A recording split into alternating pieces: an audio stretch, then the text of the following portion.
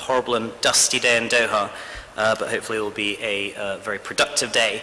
For those of you who don't know me, I'm Will Skidmore. I'm the editor of Construction Week Qatar, and obviously a very warm welcome on behalf of ITP Publishing. This year's MEP 2012 is going to address the prevalent issues that obviously affect all of us throughout the MEP sector. This is obviously the integration from things such as design, well, the integration of MEP at design through to the latest cooling technologies.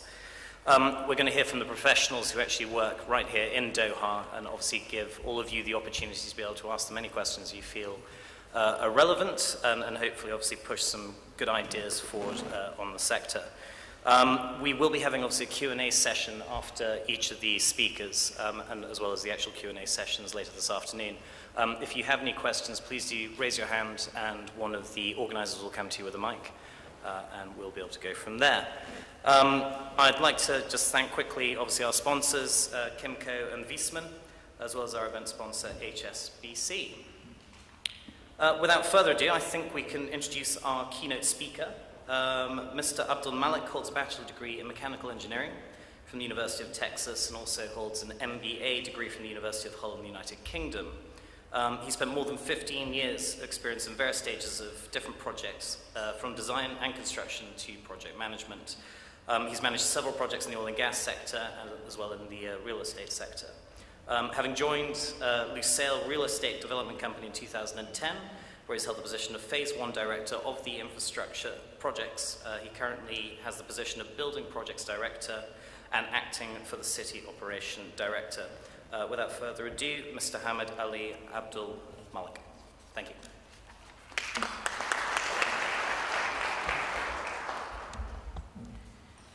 Assalamu alaikum and good morning, ladies and gentlemen. I'm pleased to be here today addressing this gathering on this conference, MEP Conference 2012 in Doha. Gathering that is consists of professionals, individuals and companies who are interested in the MEP services, whether it is a design or construction.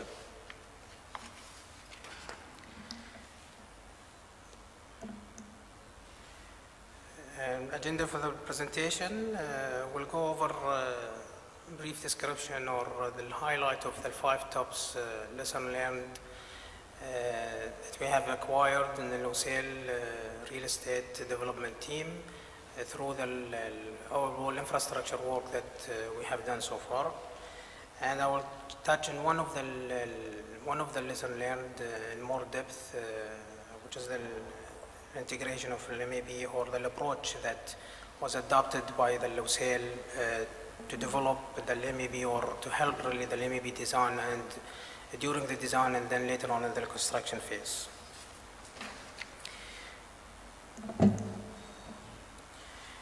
As you know that the booming in the construction world in this region in general and in Qatar in particular, and especially the infrastructure work is really a positive, definitive of the bigger role that MEP, whether MEP consultant or MEP contractors plays in this development. The MEP construction has evolved during the last few years from being a conventional MEP service providing only mechanical, electrical, and plumbing services to be more an integrated services that include not only the conventional 5 or 6 services we require from design, procurement, commissioning and testing, but it also requires right now a heavy integration really of different systems and methodology to bring the MEP design to the status that we require in our development, in our buildings, in our plants or factories or whatsoever. The MEP service has to keep up with the modern technology that is being reflected in our building today by being more smarter. The concept of smart buildings is really a hot topic now. So the MEP service has to keep up with this, have to address the requirement of the tenant or of the client by building a smarter house or a smarter office or even a smarter plant. Becoming more aware, MEP design, the MEP consultant have to be more aware and addressing the issue of being environmental friendly, being more efficient in operation and maintenance. So we moved away, really, the whole construction industry have moved away from being only just building blocks work and provide basic services in the building. So to achieve these really requirements on a smarter building or more friendly eco buildings, the MEP really, the MEP industry or the MEP services play a vital role in achieving this objective. As it's a nature, really, as we get more advanced in technology and the more we become demanding on new technology in our life, in our building, then we are facing more challenges, really, to address these technology. So the design of MEP or contractors of MEP is not only, he has to cater for these challenges and play a vital role in integrating the different technology solution in our projects. As I mentioned, it's not only the construction or design of MEP is no longer only faced with normal design construction challenges. It is faced with the challenges that design has to be more efficient to create value for their project. It has to achieve sustainability and cost efficient when it comes to operation and maintenance. There are more other examples that somebody can think about and take in consideration other than the 2 or 3 examples I have mentioned.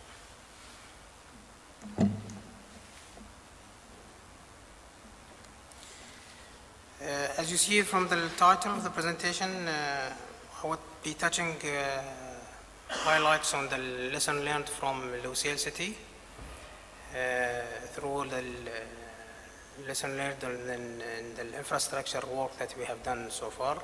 So I would thought for the people who are not aware of what is Lusail, I would have just one slide briefly describe Lusail. What is the Lusail? Lusail city is the natural expansion of Doha, north of Doha, around 37 kilometers square, 17 different districts, and eventually by the end of the development of the city, we will have around 200,000 residents plus minus 200, another 200,000 visitors and workers. There are key features in the development that were undertaken. It has the first rail system in Qatar. Most of or I would say 95% of the tunnels has already been constructed for the light rail system.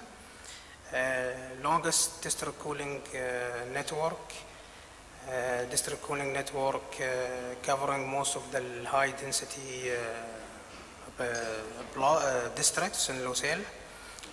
We have probably the first gas network of this size that covers 38 kilometers in Doha, Qatar.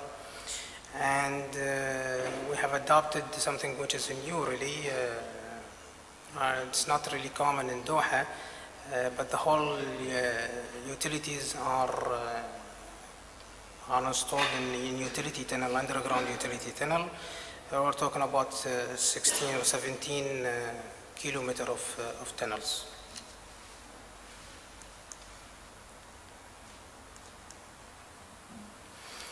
Lesson learned from infrastructure work that we have completed so far. I'll touch, as you can imagine, that this size of a project, you can really write books about challenges and lesson learned from these challenges. But I will touch on top 5 ideas that really helped us a lot in recognizing these challenges early in the project and addressing them in a proper manner helped the project to move forward.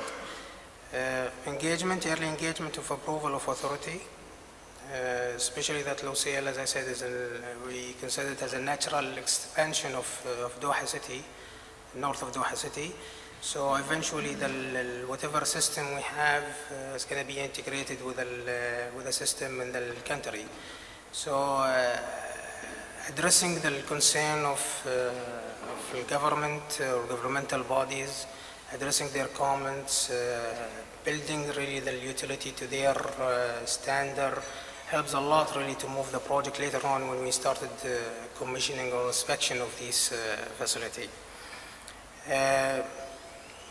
We have realized that really this size of a project, it requires a lot of coordination and cooperation between different disciplines. So we have adopted the BIM, Building Information Management Technology. I'm sure that you guys are aware of what is BIM. Is just the 3D tools really to help visualize the network or visualize the design. This is implementing such a system in Lusail project. We were able to improve really quality control of the MEP design and identify earlier in the design the clashes and reduce the time that would have been wasted during the construction on site addressing such issue. As you said, the Lusail is not one building or two buildings or 5 buildings a project really. It's 38 kilometers square. So, and the population of the city will have to take the natural progression of any development of the city. So, a real challenge that we have faced is really to design not only for the current time requirement or the current time available technology. No, but you have to somehow your design be able to accommodate future really technology in the system.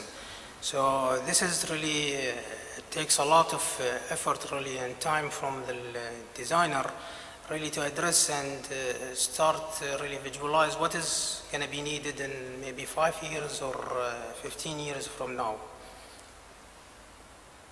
And fourth lesson learned, the design of MEP in a way to maximize the off-site construction or fabrication.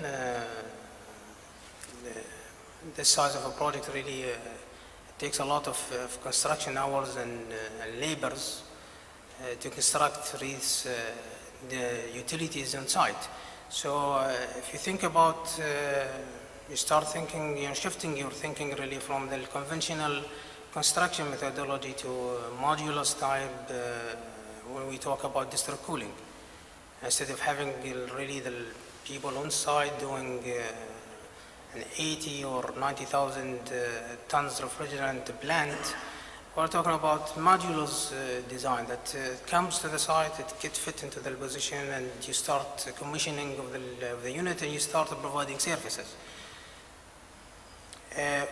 Definitely, this is not something that only for Lusail, but in any project, the challenge really that any project manager really face is the communication and the coordination between the different disciplines to come up with really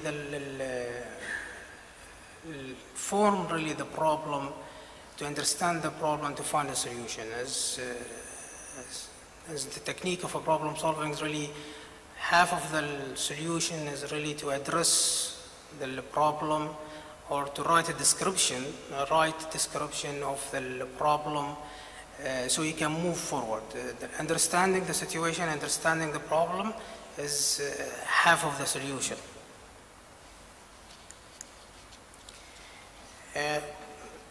This graph shows the importance of addressing MEP or addressing any other really design, not only the MEP.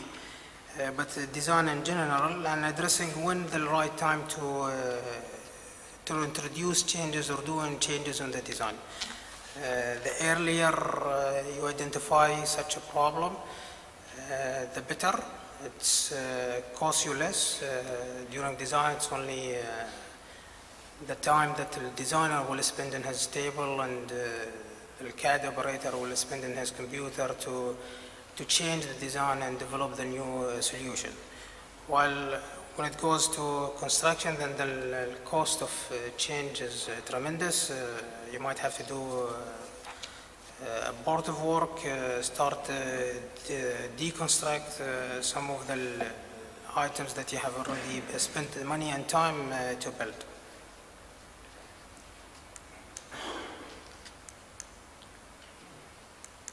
As I said, I will touch on one of the concept or technology that has been adopted in the Lusail, which is the BIM, Building Information Technology.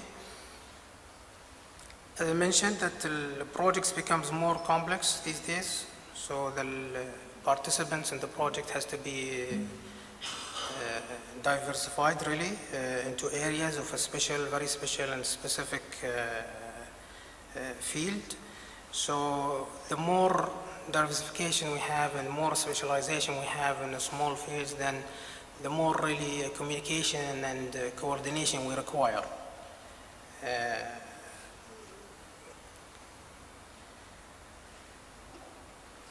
So the mechanical guy, the engineer, we don't have really only one mechanical engineer. We have mechanical engineers of different systems, so usually you have an engineer for each system, and he has his own thought and ideas about the design. So how do you bring all these members of the team together is by really proper communication. What we found that the BIM, which is, as I said, 3D modeling tools, really helps to bring different ideas in one shot. You visualize the design, how is this pipe is moving from point A to B, how is the movability of the operator around the system, how do you do a maintenance, this is the challenges that we, as an MEP really services or industry, we require these days to address constructions. As you can see that on the right hand side, I'll just go through, well, for some reason it doesn't work, but the idea of BIM is to build surfaces layer by layer. So you can access one of the surfaces, or you have the overall picture of the final product.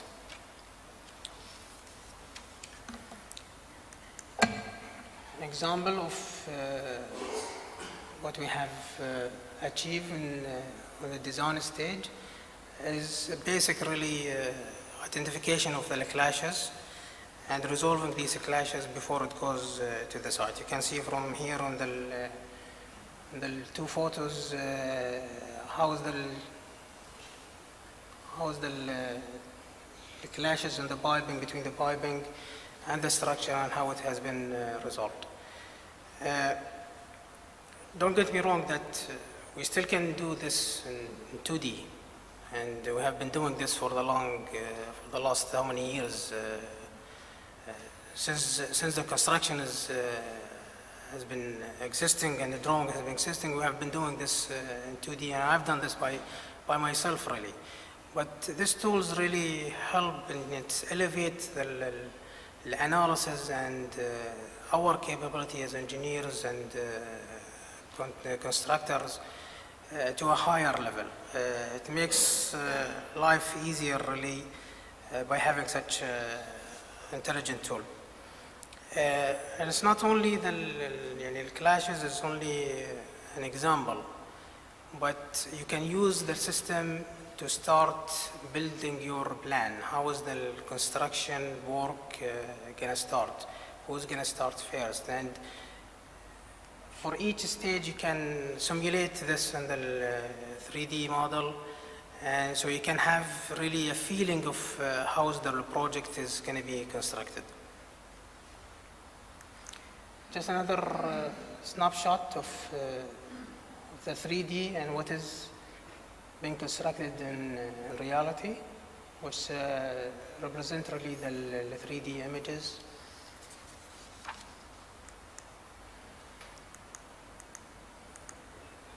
One of the workshops, it took more than like 110 workshops really to address the design of an MEP with the other surfaces like structure and architecture. For one of the district, the Marina district, which has most of the utility tunnels, underground utility tunnels. And this workshops really bring the teams together, brings all the minds and heads of the consultant and the constructor, construction manager together at one table and start exploring the ideas and the problems. Doing such thing really saved us a lot of time in the construction at site. Whereas even the contractor, what approach they have adopted, even the contractor is part of these workshops, so they can address their concern also from a constructability point of view. Adopting such tool, our key achievement can be summarized. We identified more than 9,000 clash. Improve the quality of design.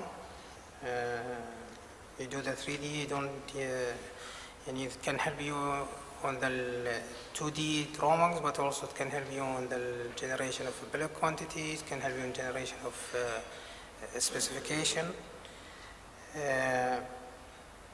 Of course, all these improvement in design and documentation is really translated to time saving in construction. Enhanced communication, so we acknowledge the importance of really having a close coordination and communication between the different members of a team. It's not only, I'm not talking only about designer, no. It's a designer, a client, contractor at site.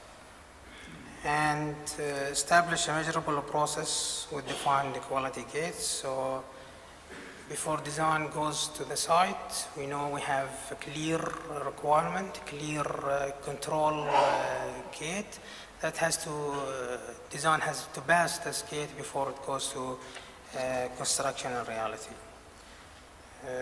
Thank you very much for your attention, and we'll be having a question and an answer session.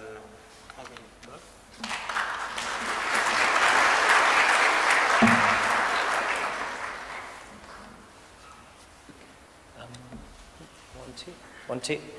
So, ladies and gentlemen, if I can open up the floor, if anyone has any questions for Mr. Al-Abdulmalik, please can you raise your hand? I'm sure there must be somebody who has one question about this, what they just heard. Anybody?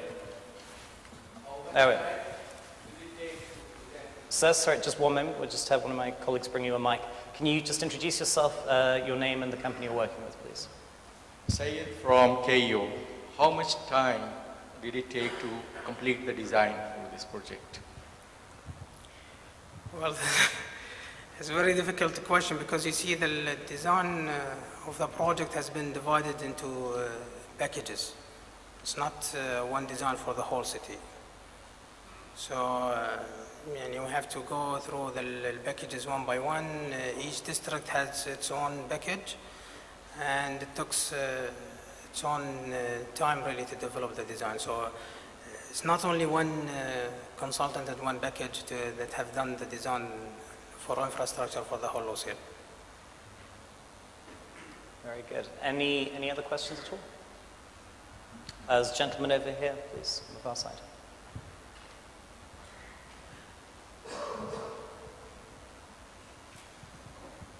Hi, Charles Blaschke from iTech. A question about the BIM.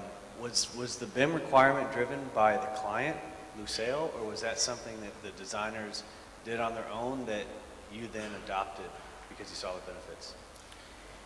When we started the design packages of Lusail, it was really the conventional 2D requirement. Later, I was around 2009 maybe, Lusail management has explored this option of building information technology, the BIM. As you see, this is, it's not really a very, although it's not a new technology, but it's not very common in the region, or at least in the construction world in Qatar. So the management have decided that this is really a good tool.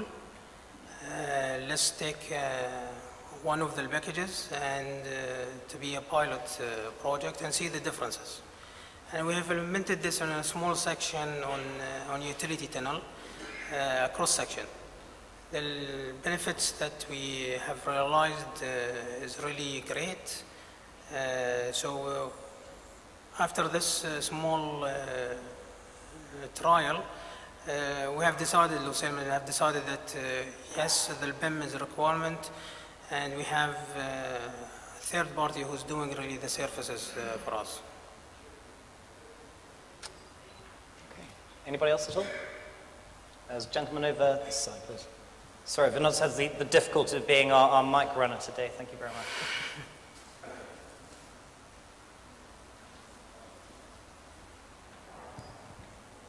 Al-Abdulmalik, CCC. Was the BIM regularly updated or continuously updated to reflect the changes that take place normally during the design and even the construction stage? Of course, this is a life exercise really. You cannot do it once and stop.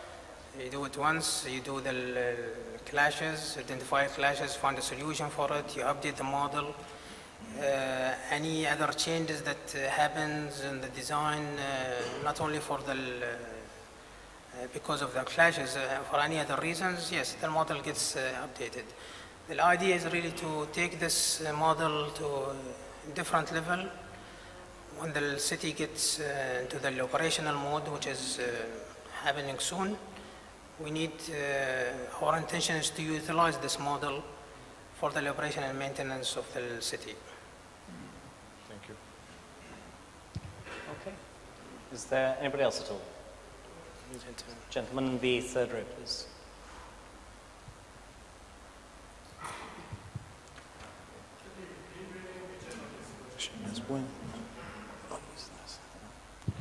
Vijay from HOK MSCP. What are the green building features of this project? Green building, green features. Yes. I have another presentation to show the sustainability concept in the Lusail. As you know that Qatar DR is the owner of Lusail city, the lands at least, and Lusail are the developers. Qatar DR and Barwa have established QSAS some years ago. So our commitment to sustainability and green features is really very high. Recently, this year, we have signed with GORD, the Gulf Organization Research Institute, which is an institute that deals with the sustainability and assessment of QSAS. We have signed an agreement with them. They provide the green services to Lusail. I can say that developers, by just being in a Lusail, or let me get one step back, we adopted the QSAS on Lusail. So QSAS, for the people who doesn't know about it, is the Qatar Sustainability Assessment System. It rates buildings and development based on 5-star. We start with 1 star up to the maximum that 5-star. Being a developers, without really, if you are a developer or plot owner that you want to build your tower, without really spending any effort on the green concept, you are qualified for 2-star just being in a Lusail. because of the other concept that we have adopted in our infrastructure and in our master plan. Our commitment or the features in Lusail, we are committed that all public buildings is going to be a 4-star, minimum 4-star rating. We are working very close with our developers. I think this is probably the new concept really here, but Lusail are providing incentives to developers to take their buildings from 2-star to a 3 or 4 or 5. The incentives are translated in additional GFA for the owners, which eventually translate to more income to the owners. Thank you very much. And of course, I add, we have the district cooling. I think you are aware of what is the effect of district cooling on a green.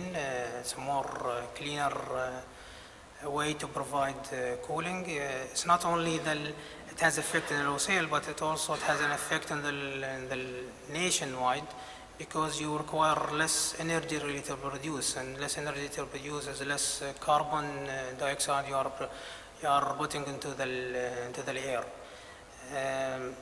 There are a number of, you can see the master planning of Lusail taking consideration the green section of carbon dioxide that is produced by different machinery and human living, and translating this to more oxygen production by the green and trees planted in the Lusail city. Okay, thank you very much. The gentleman in the third row had a question. Zaid Rassam from KEO. I would appreciate if you can elaborate more on the scope of the MEP offsite fabrication. Okay, you see, construction really, construction of MEP right now in Qatar, I would say, and I've done this for several years. It's basically the construction method basically brings the equipment to do it on site. Even then sometimes units that can be assembled really outside. You have to think of innovative really methodology in construction. Whatever you can do off-site in a fabrication yard, then do it, because this helps you really on the site. When it comes to the site, it's cleaner, less time required. Just plug and play, let's say plug and play. The example that I've used is really the district cooling. District cooling plants we have in Lusail, we have like 3 centralized plants through a whole city. We're talking about 300 plus thousand refrigerating ton. If you want to build this one shot, the marinable plants is around 80,000. So if you want to build this one shot and do all the activity at site, it's going to be really a nightmare. It's a logistic challenge. Environmentally, you have to control, you are committed to environment, so we have to control dust, you have to control wastage material. So what is the alternative is available now in the market. Modules get fabricated on the factory, shipped to the site. What you need is really the concrete and the piping work, the main network.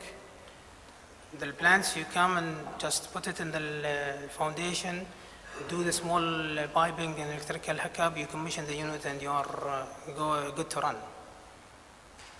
And based on and you can measure based on this concept, you can do this in different surfaces also. Okay. Done? Wonderful. Thank you very much. I'm afraid that's all the questions we'll have time for today. But a big round of applause, please, for Mr. Al-Abdulmalik. Thank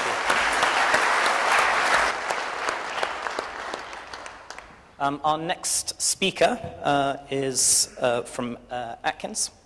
and is the head of MEP, Mr. David Crowder. I'm afraid I've not seen you yet this morning, so I am hoping you're... Here we are. Perfect. Everyone, a warm welcome to Mr. Crowder, please. Thank you.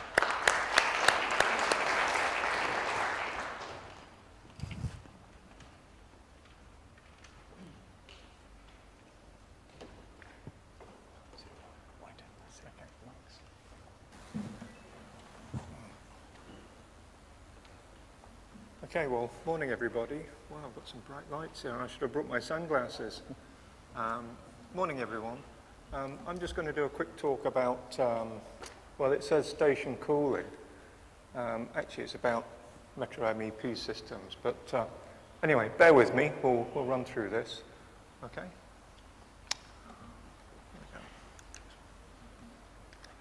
So, just before we start that, I thought I'd give you a quick run through of some of the other metros that we've worked on around the world. This was Gautrain in South Africa, where we designed a number of stations in the interconnecting tunnels. Looks a bit like a gold mine. I don't know if they found any gold in Johannesburg while they were digging that, but there we go. This is Crossrail in London. And Dubai Metro, I guess quite a few of you have seen that and used it. We did the full design on that. We have also worked on Lusail in Qatar, Kuwait Metro, concept design, Mecca Metro, and numerous other ones. So that was a bit about us. So there's a question there, what makes a metro station different in MEP terms from other projects? Well, I've jotted down a few things there, and I guess the most obvious one, if it's an underground station, there's no solar heat gain. Stands to reason, I guess. Sun's never going to get there. But the deep ground temperature is fairly warm. It's usually about the average annual temperature. So we do get heat gains through the ground, actually, into the station. So you do need to take that into account. Some of the other things we have, special equipment such as traction power, transformers and rectifiers, braking resistance units. You can see there BRUs on the second bullet. Now, braking resistance units take regenerated power from the train, and if that can't be used to accelerate another train, it's dissipated as heat.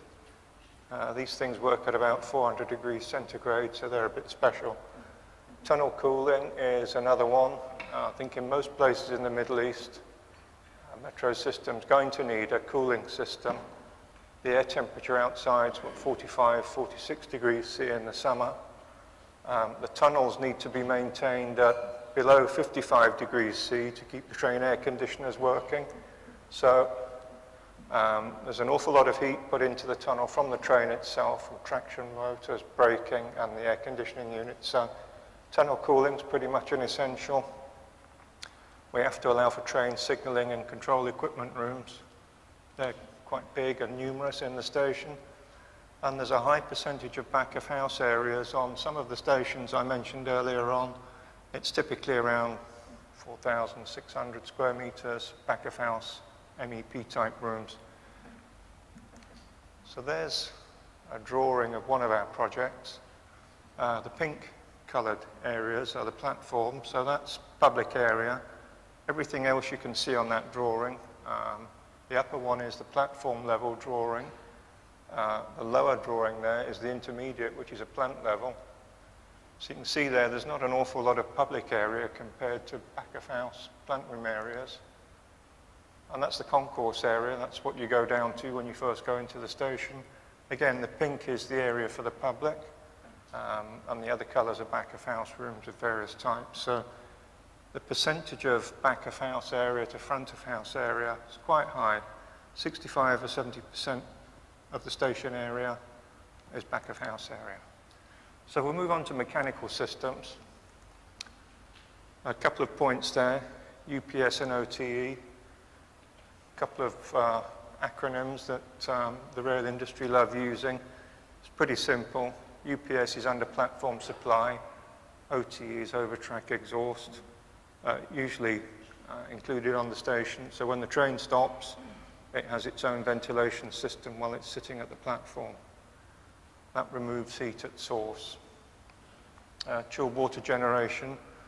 Should it be local or should it be connected to a district cooling system? Well, of course, if it's local, you need to provide space for chillers within the station and cooling towers or some other heat dissipation system outside the station somewhere. The loads are quite big, so this equipment's usually quite large. So putting that in locally is a bit of an issue to go through. That can cause quite a few problems. I think by far the best way is to connect it to a district cooling system, and if that's available. Rail systems rooms.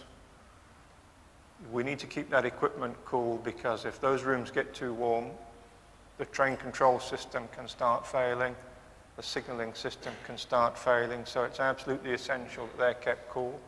So usually there's a backup system which has DX units, direct expansion units, powered by a generator. Tunnel cooling, I've mentioned. Tunnel ventilation, that's designed for two modes of operation, congestion and emergency. In normal operation, normally the train pushes the air through the tunnel by piston effect. If the trains aren't moving, we have to start the tunnel vent fans. That is then congested mode. That keeps the air flowing through the tunnel to make sure that the train air conditioning units can maintain operation. They get too hot, they start to fail on high pressure, and then you have to take the train off to the depot and reset them. Bit of a problem operationally. The other mode is emergency mode, so that's if there's a fire on the train while it's stuck between stations. So that involves evacuating passengers. Passengers evacuate in one direction, and we blow the smoke the other way. So there's a sectional view of a station. This one was a single tunnel station. You can just about see the trains there in grey. And there's a duct over the top of the two trains, right in the middle of the station there. That's the overtrack exhaust duct, so that removes heat at source from the train. Tunnel cooling, this is a picture from Hong Kong. Although the air handling units weren't fitted, they expected to need them sometime after the railway started operation. So these things were designed and installed, ready to accept air handling units when the tunnel temperatures got to the point where they were needed. That's a tunnel ventilation fan.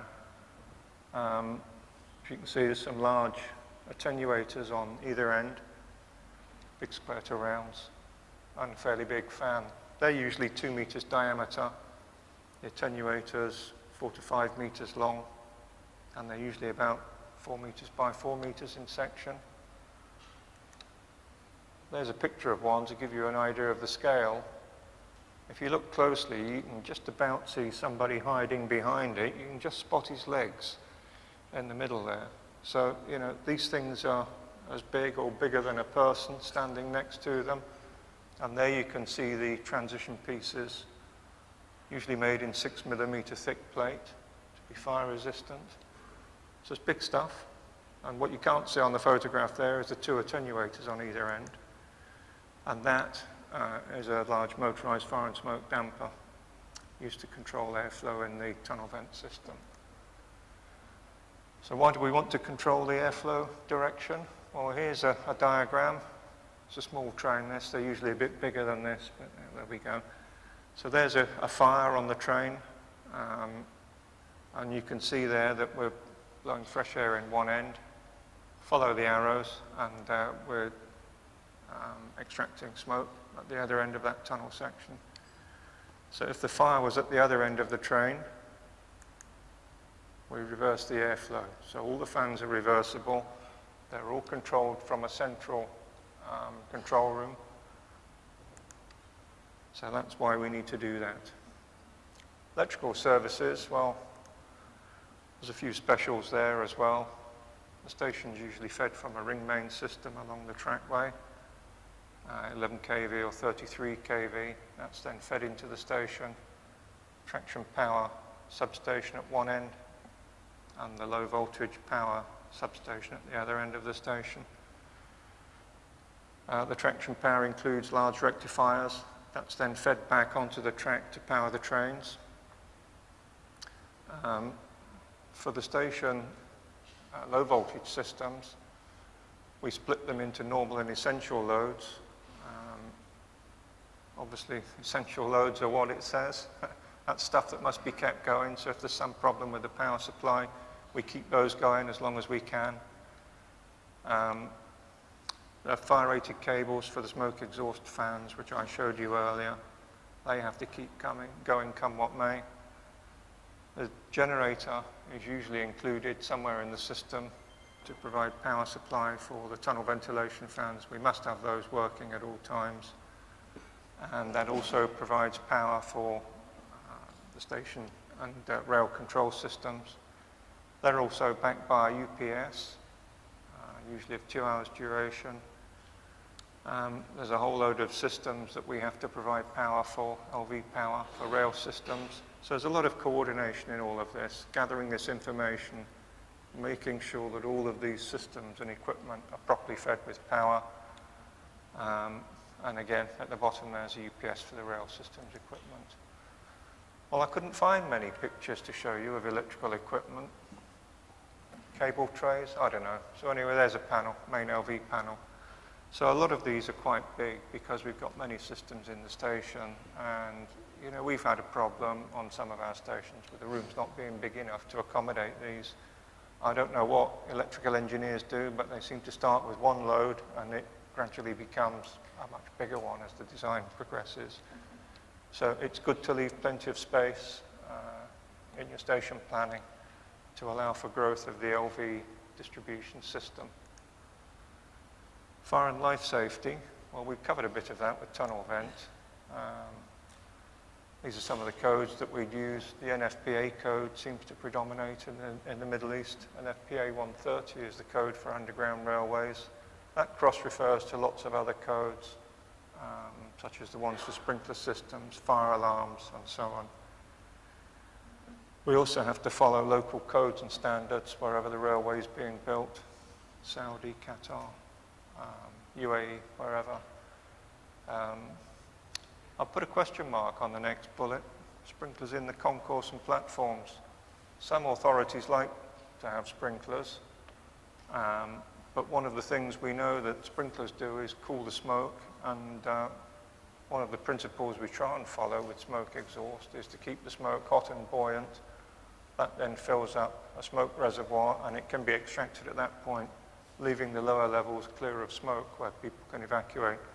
So sprinklers cool the smoke, and it makes it far more difficult then to maintain that buoyant layer of smoke. So I think most authorities say, don't sprinkler, some do. Smoke control in the stations, that's pretty much essential to ensure the safe evacuation of passengers in the event of a fire. Smoke control in tunnels I've talked about a little bit already. The way we calculate that, smoke extract volumes, is by using the SES program, Subway Environmental Simulation Program, from the US. It was developed some time ago by the US government. So that seems to be a bit of a standard that's used in the industry. And we also do CFD modeling for smoke exhaust in the stations. That's a slice through, in fact, one of the Dubai Metro stations. So that shows the sort of thing that we do on CFD. We do this for every station to make sure that we've got a clear evacuation path for evacuating passengers.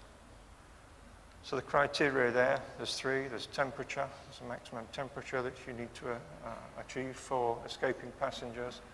There's a radiant heat requirement, and there's a smoke obscuration, said that properly, requirement. So we have to maintain all three of those to ensure safe evacuation. We've found with all the ones that we've done that if you maintain the smoke visibility standard, you usually meet all the other requirements as well. So that's a transverse section through one of the stations, and the arrows you can see there represent smoke velocity, and the color of the arrow represents the temperature of the smoke. So again, we can visualize from these exactly what's happening. most of these systems you can run movies, so you can see a fire developing and you can see how long it will give you for safe evacuation of passengers. Spatial requirements. Well, there's a lot of stuff to fit in a station. I mentioned some of those things at the start of my presentation. One of the things with stations is that, especially underground ones, everybody's quite keen to remove the minimum amount of material from the ground, so often the stations get squeezed down to the point where it becomes very difficult to coordinate all the services inside them. It's quite complicated trying to coordinate all this stuff, because not only do we have our own systems, but we also have to look out for rail systems, cable trays and so on. They're quite numerous, they run all over the place. So trying to find space for everything is quite a problem. I mentioned at the start, there's a lot of area for back of house. It never seems to be enough. So in fact, what we've done is really turn to BIM to try and help us through all this, so we can visualize what's going on. So there, coordination, what we need to coordinate. I won't read through them all. I think it's pretty obvious what needs to be done with the architecture and so on.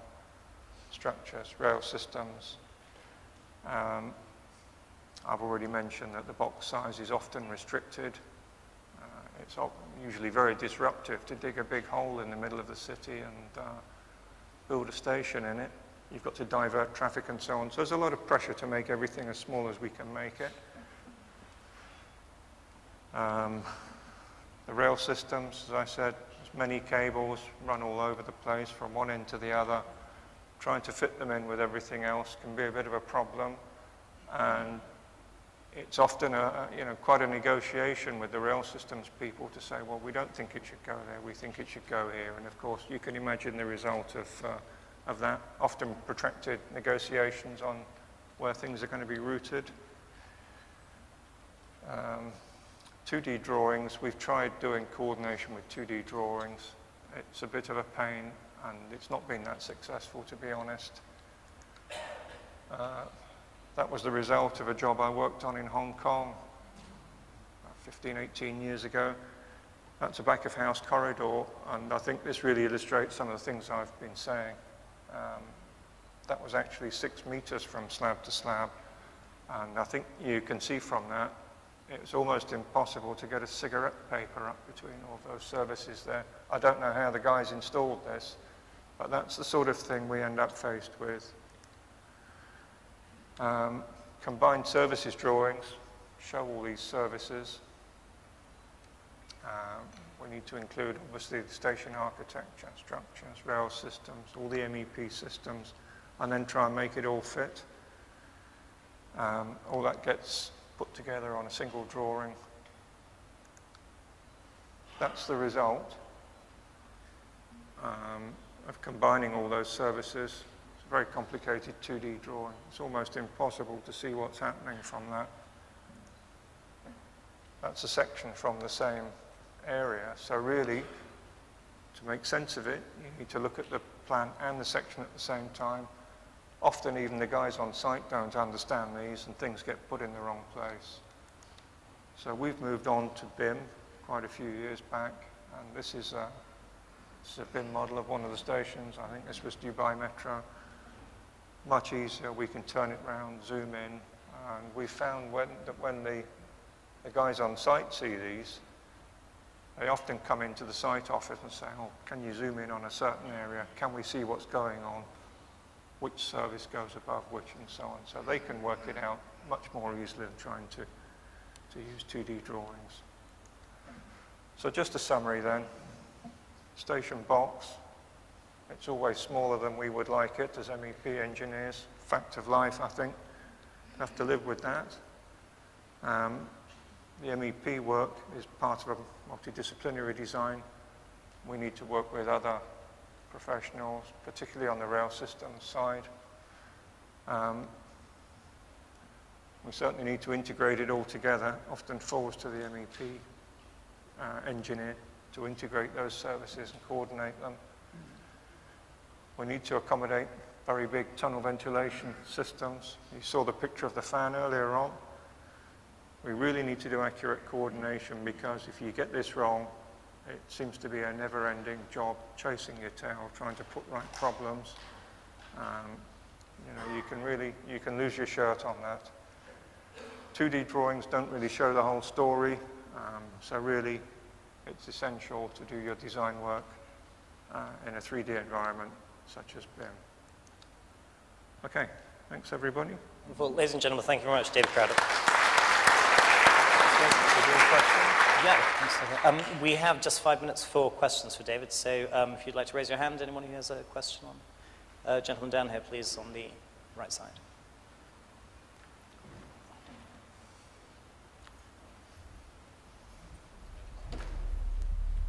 David, good morning. That was very informative. Thank you very much. Not used to rails and tunneling. There's one question that comes out, seems to be very strong there. There's rectifiers, the DC supplies, there's UPSs. How's the harmonics dealt with? Sorry, How's the harmonics dealt with in relation to all your DC supplies, your signaling systems, your UPS? You're generating a lot of harmonics in the network. I can't pick this up from the PA. Afraid I can't. Sorry, do you mind repeating just one more time? Yes, okay, I'll try again. I'll tell you what, I'll come down, huh? Bit unconventional, but it's echoing a bit. I can't really hear you. Did everyone else hear him? You're generating a lot of rectifiers, DC supplies, signaling. Yeah. How do you deal with harmonics in the network? Well, David, can you repeat the question so everyone can hear, please? Yeah. Well, the question is about harmonic distortion with all these various systems. That's a real issue, actually, usually dealt with by the rail systems people, because they provide the basic power supply. I mentioned the 11 kV or 33 kV ring main. They deal with that, and I think it's usually with very large capacitor banks to try and filter out those harmonic distortions. But the rail systems people get their feed usually from the main high voltage network, 132 kV. So that's an issue, I think, right the way down the line, but certainly a very valid question. We've got lots of things which can cause harmonics. Sorry, I'm not an electrical engineer, but that's as much as I know on the subject. From gentleman here in the second row,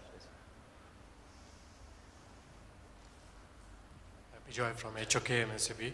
What is the fire rating of the ducts? I have two questions. What's the fire rating of the ducts which you have in this system? Well, it depends if you're crossing a fire barrier or not. On the fire side of the firewall or fire barrier, it can be 250 degrees C, under NFPA rules usually for an hour. Once you've crossed the fire barrier, it needs to be fire rated, usually 2 hours. Okay. Secondly, about the smoke detection systems, do you have smoke detectors or heat detectors in this type of system? And if you have a smoke detector, is it specially rated because on the tunnel you will have a lot of dust which could raise false alarms? Okay, well that's a good question in tunnels. I think certainly conventional type smoke detectors have been tried, not very successfully because of dust and dirt and all the grime you get in a tunnel. They're not easy to maintain. So normally on other systems in other parts of the world, they use a tape system which detects high temperature. So it's probably not the best, but it's the most reliable. And with that system, they can tell whereabouts along the line the train stopped and where the fire is. And you know, that informs the people in the central control station where the fire is and how they need to tackle it with the local fire authorities. So ordinary detectors, not really the best way to go. It's usually a heat-sensitive tape or cable system run within the tunnel. Thank you. Okay, thank you very much. Anybody else? Sorry, very quickly, and then to the lady over here. Hi, David. Good morning to you all. My name is Jay. I come from Tanween, a development management company. My question is related to air conditioning and ventilation of the stations and the tunnels and back of house. Yeah. I haven't been involved in most of the projects, but I have seen Dubai Metro during construction all the way up to the commissioning. What I've noticed is that it's mostly using all air systems completely. Is there any specific guideline rule in ASHRAE which you should use? I was thinking you're creating trouble for yourself, introducing huge ductwork in so congested space. I can see for myself in Dubai Metro, if you go to a couple of plant rooms, you can't even walk through that. Impossible. You have to crawl through the duct center. What is the reason for this? Why not air and water systems? Okay, well, I think the main reason for using all air systems is really simplicity. Maintenance can be an issue, especially if you've got thousands of fan coil units, for example, spread across a whole line, which can be 50, 60 kilometers. I think it'd be like painting the fourth bridge. It would be probably a never-ending problem with maintaining, changing filters and so on. So it's often simplicity and ease of maintenance is the reason why all air systems are used. On the contrary, you have this great difficulty of space. You mentioned that space is premium. Yeah. So you've got to strike a balance somewhere, isn't it? So well, I don't know. Is there any stations around the world which is using air and water systems? Or everywhere is all air systems. Well, we could do. I think really what we've tried to do in the past is try and restrict things like fan coil units or DX units to those rail systems rooms, essential back of house rooms, to maintain those in the event of failure of the main system or reduced power supply availability. We haven't, I don't think, seriously considered using fan coil units in stations in general, really for the maintenance issues that would be involved in them. That's the main reason that we go for something a bit more conventional, simpler, and yes, bigger, as you said.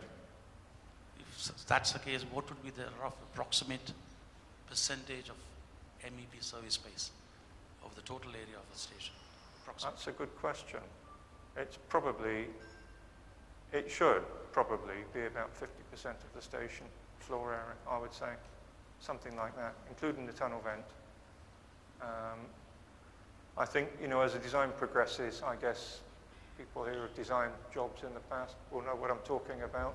You start off with one idea, and then things gradually change, and by the time you get to the end, you wish you'd done something different at the start. I think it's all about building up experience, I think, over a period of years to make sure you can foresee these things, so you don't end up with the situation you spoke about. Wonderful. We just have time for one more question. Lady in the fifth row, please. Second VI.